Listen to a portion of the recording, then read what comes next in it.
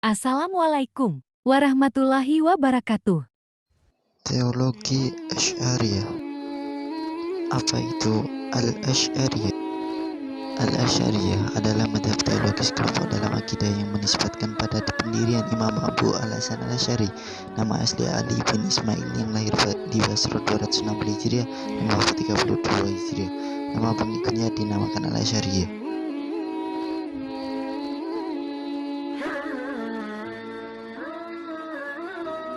Al-Asy'ariyah mengambil dasar keyakinan dari para salaf, salah satunya yaitu pemikiran Abu Musa al-Asy'ari dalam meyakini sifat-sifat Allah.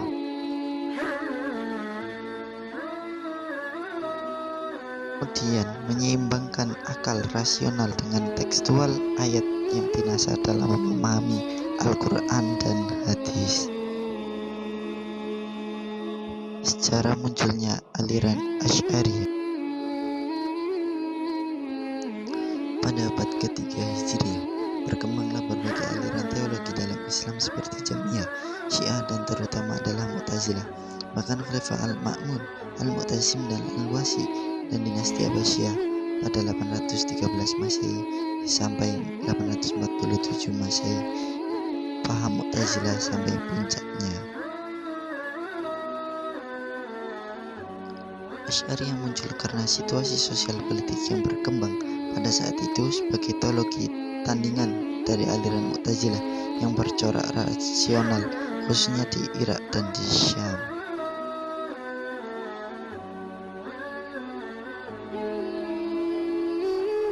Hingga terjadilah peristiwa mihnah atau inkuisis, yaitu pengadilan yang diperuntukkan bagi yang menyimpang dalam hal akidah atau tauhid. Imam al-Asy'ari pada awalnya seorang ahli ilmu kalam dan pembesar aliran Mu'tazilah, sebab sejak kecil ia dididik oleh ayah tirinya bernama Abu Ali al-Jabbahi, seorang pembesar Mu'tazilah di Basrah sampai berumur 40 tahun.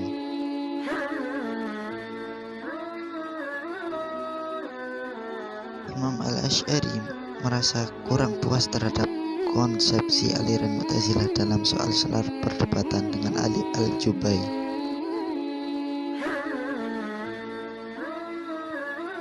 Dalam mimpinya, Imam al-Asy'ari telah bertemu Rasulullah SAW sebanyak 3 kali, yakni pada malam ke-10, ke-20, dan ke-30 dalam bulan Ramadan. Dalam mimpinya itu Rasulullah SAW memperingatkannya agar meninggalkan paham Mu'tazilah.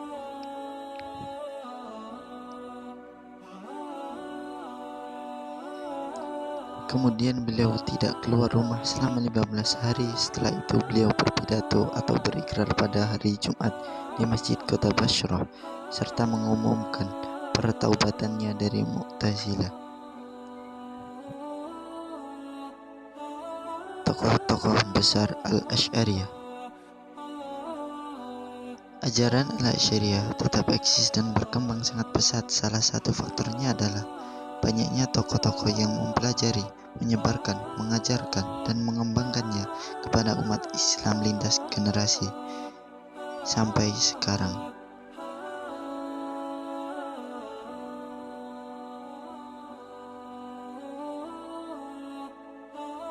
Tokoh ulama Asy'ariyah diantaranya adalah: yang pertama adalah Ibu Ishaq al-Ash'arani, Abu Bakar al-Qaffal, al-Baqillani, dan Ibnu Faruk, Imam Haramain al-Khatib Baghdadi, Imam Ghazali al-Shahrastani, Fadhluddin ar-Razi al-Mudi, Izzuddin Ibnu Abdissalam al-Sanusi. Asy'ariyah adalah representasi atau perwakilan Ahlus Sunnah wal Jamaah atau Sunni. Bukti bahwa Asy'ariyah mewakili golongan Ahlus Sunnah wal Jamaah atau Sunni: 1. Mengikuti mainstream arus utama al-Jamaah. Disebut aliran Jamaah karena mengikuti ijma ulama kolektivitas dengan menjadikan hujah dan dalil dalam beragama. Dalam Quran surat An-Nisa 115 melahirkan kebersamaan dan kolektivitas dan golongan mayoritas Al-Aswad Al-A'zam sebagaimana yang disabdakan Nabi Rasulullah SAW bersabda, sungguh umatku tidak akan bersepakat pada kesesatan. Karena itu apabila kalian melihat terjadinya perselisihan, maka ikutilah kelompok mayoritas. 2. Mengikuti ajaran Nabi SAW dan para sahabatnya. Asy'ariyah selalu konsisten mengikuti ajaran Nabi SAW dan para sahabatnya. Quran Surat Al-Fat ayat 18, sungguhnya Allah SWT telah ridho terhadap orang-orang mukmin ketika mereka berjanji setiap kepadamu di bawah pohon. Maka Allah mengetahui apa yang ada dalam hati mereka, lalu menurunkan ketenangan atas mereka dan memberi balasan kepada mereka dengan kemenangan yang dekat atau waktu. Ketika menjadi rujukan umat Islam, ulama Asy'ariyah selalu menjadi rujukan dalam setiap generasi dan tampil sebagai pengemban ilmu agama. Nabi SAW bersabda, ilmu agama ini akan dibawa orang-orang adil atau terpercaya dalam setiap generasi. Mereka akan membersihkan ilmu agama dari distoris atau pemalsuan kelompok yang ekstrim, kebohongan mereka yang bermaksud jahat, dan penafsiran mereka yang bodoh. Hadis riwayat Imam Al-Baihaqi.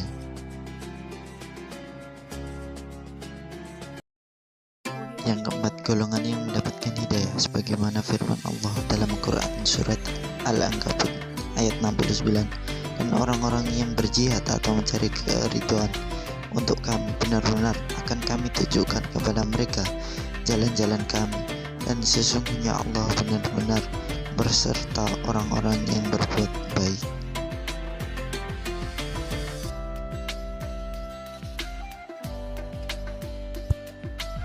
Yang kelima, keutamaan golongan Asy'ariyah sebagaimana firman Allah dalam Quran Surat Al-Maidah ayat 54, hai orang-orang yang beriman, barang siapa di antara kamu yang murtad dari agamanya, maka kelak Allah akan mendatangkan suatu kaum yang Allah mencintai mereka dan mereka mencintainya, yang bersikap lemah lembut.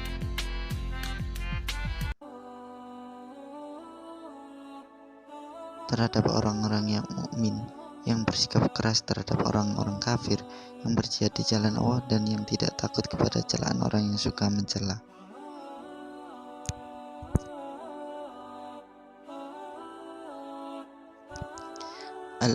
Aliran Asy'ariyah ini berkembang dengan pesatnya di Irak, kemudian berkembang di Mesir pada zaman Salahuddin Al-Ayyubi, di Syria dengan dukungan Nuruddin Zanki, di Maghribi dengan dukungan Abdullah bin Muhammad, di Turki dengan dukungan Utsmaniyah, dan di daerah-daerah lainnya.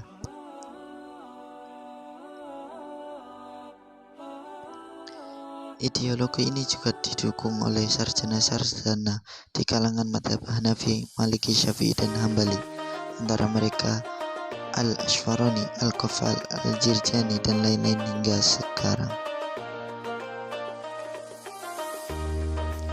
Dinasti Saljuk pada abad 11 sampai 14 Masehi, Khalifah Al-Arslan beserta Perdana Menterinya Nizam Al-Mulk sangat mendukung aliran Asy'ariyah.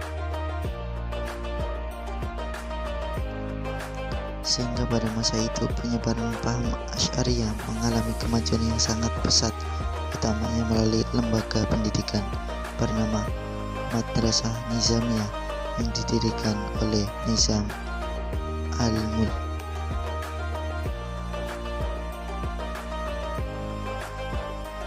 Abu Hasan Al-Asy'ari dalam masalah keyakinan terhadap sifat Allah awalnya memiliki pendapat dan pemahaman yang sama dengan Ibnu Khuld, seorang tokoh ahli kalam filsafat dari Basrah di zamannya, karena sempat berguru dengan Ibnu Khulab.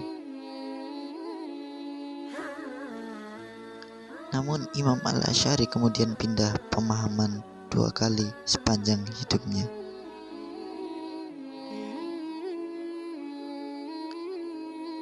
Ulama Asy'ariyah selanjutnya seperti Imam Al-Haramain Al-Juwaini dan selainnya melakukan takwil terhadap sifat Allah dan menggunakan sifat pokok atau usul akidah Asy'ariyah ke dalam mazhabnya.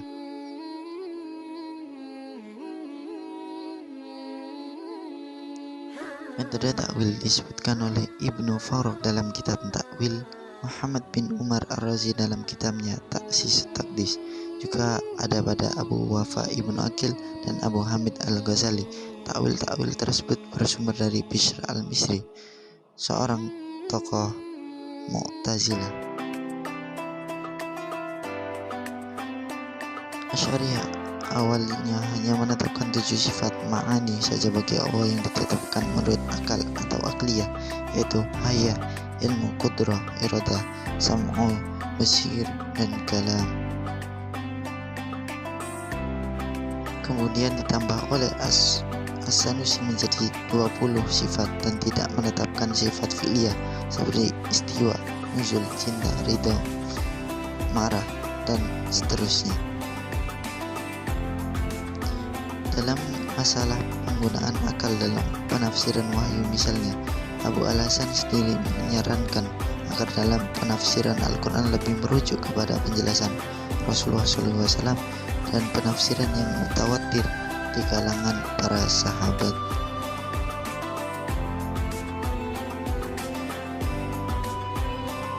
Metode akidah Asy'ariyah menggunakan 3 jenis metodologi yang berbeda untuk menjelaskan akidah di dalam dakwah.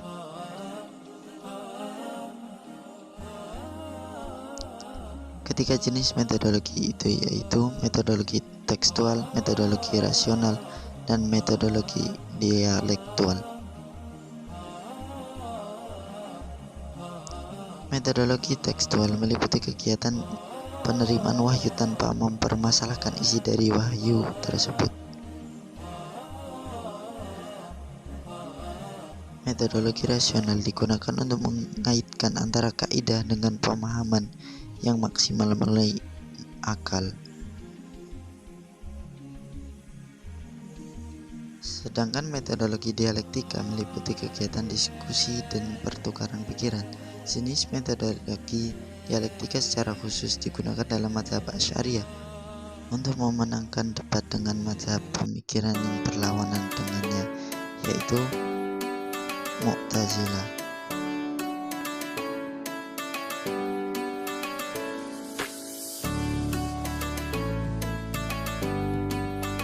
Metodologi tekstual dalam mazhab Asy'ariyah untuk menerima wahyu didasarkan kepada Al-Quran dan hadis.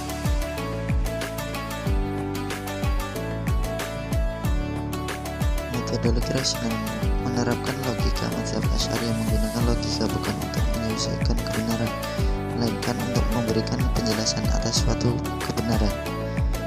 Metodologi rasional merupakan ciri utama dari mazhab Asy'ariyah.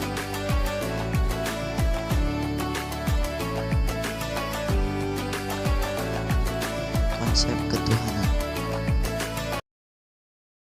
Asy'ariyah menetapkan sifat Tuhan menjadi 7 saja menggunakan metodologi rasional. Masing-masing yaitu kekuasaan, kehendak, pengetahuan, kehidupan, pendengaran, penglihatan, dan pembicaraan. Sifat ma'nawi ini merupakan sifat penggandaan atau takwil kepada Tuhan. Adapun sifat khabariyah bagi Allah, mereka pun menakwilnya.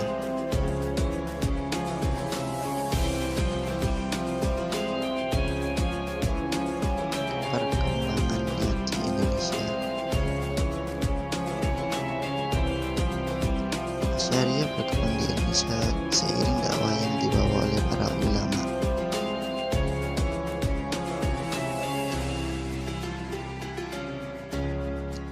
Baik di Sumatera, Jawa,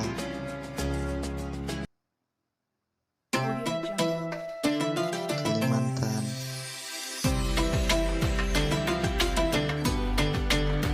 Sulawesi,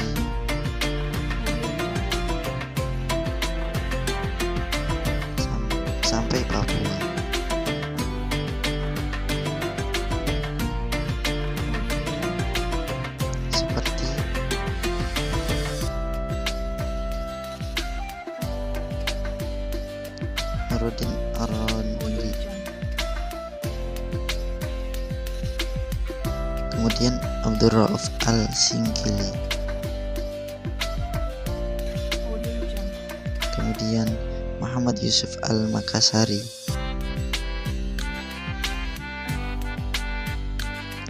Kemudian Abdus Samad Al-Falimbani. Dan kemudian Muhammad Nafis Al-Banjari.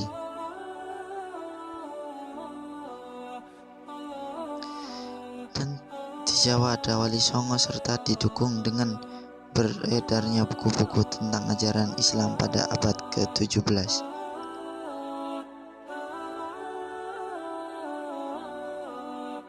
Dan disertai munculnya pondok pesantren di seluruh pelosok dan menggunakan metode belajar Arab Pekon.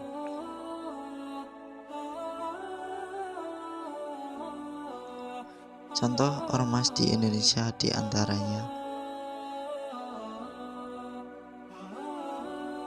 Al-Jami'ah Al-Karamiyah atau Jamiat Khair, Muhammadiyah Yogyakarta, Madhaul Anwar Banten 1916, Nahdlatul Ulama Surabaya 1926, Rabita Al-Alawiyah Jakarta,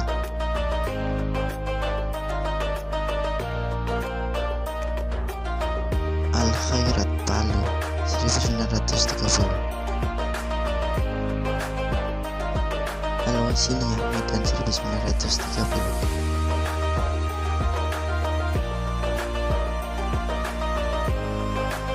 RT Persatuan Tarbiyah Islamiyah,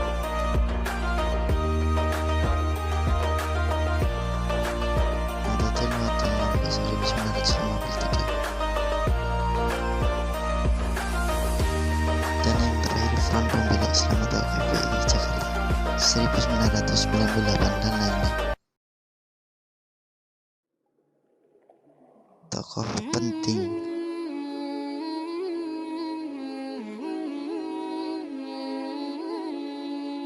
Abu Hamid Al-Ghazali adalah salah satu pengikut Asy'ariyah yang membuat banyak karya tulis.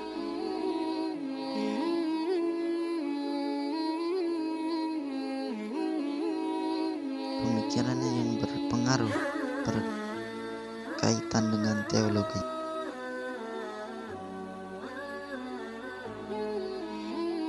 Beberapa karyanya ini berjudul, di antaranya ialah yang pertama Ijma' al-Awam al-Ilm al-Kalam, yang kedua Al-Munkit Minadz Dzalal, dan yang terakhir ialah Ihya Ulumuddin.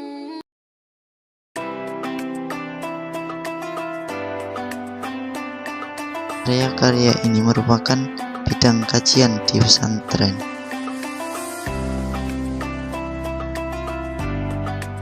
Inti dari penjelasan ini ialah Ahlussunnah wal Jamaah adalah sebuah aliran teologi yang dibangun oleh Abu Hasan al-Asy'ariyah.